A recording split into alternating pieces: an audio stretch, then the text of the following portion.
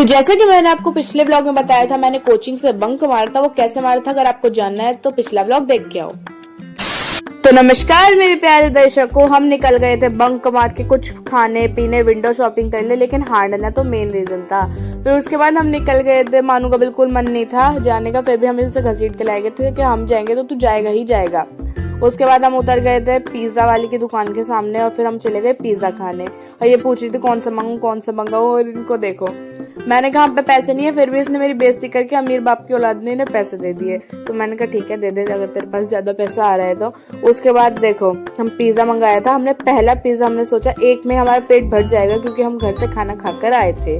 पहला निपटा लिया हमने, फिर गर्मी लगने लगी थी, फिर मैं दूसरे पिज्जे का ऑर्डर भी दे आई क्योंकि हमें भूख लगने लग गई थी। मतलब इतना अच्छा पिज्जा था यहाँ का। फिर दूसरा पिज्जा आया, दूसरा भी हमने जल्दी जल्दी निपटा लिया।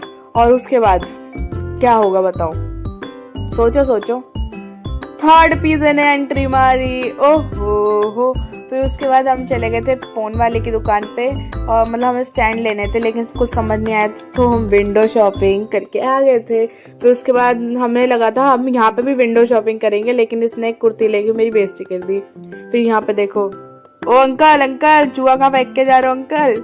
लेकिन इन्होंने हमारी बातें सुनी। हम बैठ गए थे बस के अंदर और फिर इसको छोड़ा इसके घर के पास, इसके स्टैंड पे, और मैं चली गई थी अपने घर। और यहीं पे व्लॉग एंड होता है। I hope you enjoyed this video guys, and bye, love you all, like comment and share.